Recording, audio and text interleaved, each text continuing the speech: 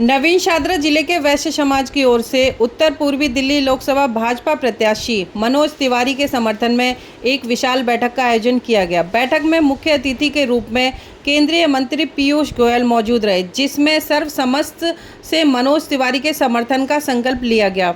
बैठक में लोकसभा चुनाव प्रभारी विष्णु मित्तल, जिला अध्यक्ष मनोज त्यागी, निगम पार्षद प्रमोद गुप्ता, मोहन गोयल, रीना महेश्वरी, भाजपा नेता जय भगवान गोयल, नीलकांत बख्शी, सतीश गर्ग, सैकड़ों वैश्य समाज के लोग उपस्थित रहे, जिसका आयोजन निगम पार्षद मुकेश बंसल के द्वारा किया गया।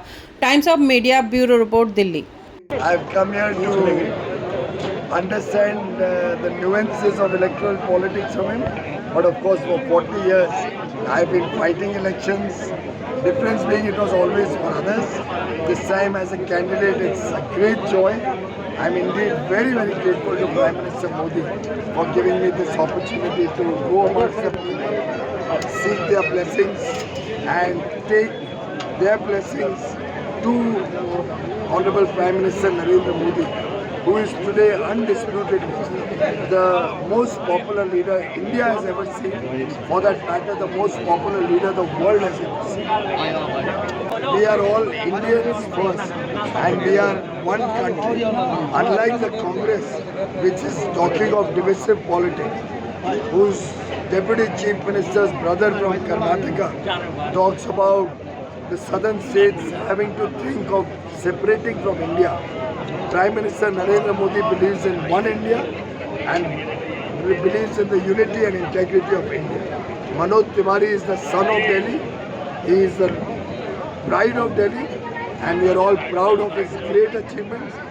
North-East Delhi is privileged to have a member of parliament of the stature of Manoj Tiwari, and we will give him a resounding victory so that he can stand there with Prime Minister Narendra Modi in support to give a good, strong, honest, decisive government led by Prime Minister Modi and 400 members of parliament.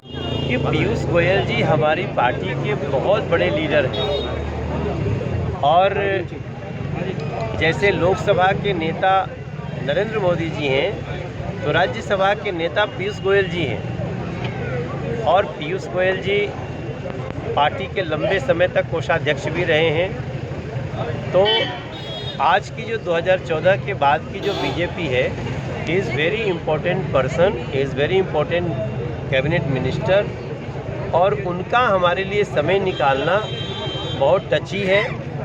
जो देश का जो व्यापारिक समाज है, वैसे वो वाणिज्य मंत्री भी हैं, तो लेकिन देश के जो व्यापार वर्ग के लोग हैं वो उनकी छोटी छोटी बातों को समझ करके उनको एक बड़ा अवसर देना उनका परिचय है। वो आए, बड़ा अच्छा लगा और हमारे सभी साथियों ने बहुत अच्छा कार्यक्रम किया। क्षेत्र के बहुत इन्फ्लुएंशियल बिजनेसमैन, बिजनेस वुमेन उन लोगों ने भाग लिया और ये कार्यक्रम बहुत इम्पोर्टेंट थी। हम नरेंद्र मोदी जी को फिर से एक बार प्रधानमंत्री बनाने के लिए हम नॉर्थ ईस्ट दिल्ली को बहुत बड़े अंतर से और दिल्ली की 7 सीटों को भारतीय जनता पार्टी को सौंपे। हम सोचते हैं कि बस मोदी जी बोल दे कि ये काम करेंगे, फिर हम विश्वास हो गया। तो मोदी जी ने बहुत 20-22 सालों के मेहनत से ये विश्वास कमाया है और वो जो कह रहे हैं बहुत ही प्लान के साथ बोलते हैं और पूरा होने की भी गारंटी। तो जैसे राहुल जी का यहाँ लड़ेंगे, वहाँ लड़ेंगे, अमेठी भरेंगे, रायबरेली भरेंगे, अब ये हास्यास्पद स्थिति हो गई और ये बता रही है कि कांग्रेस जड़ों से कट चुकी है।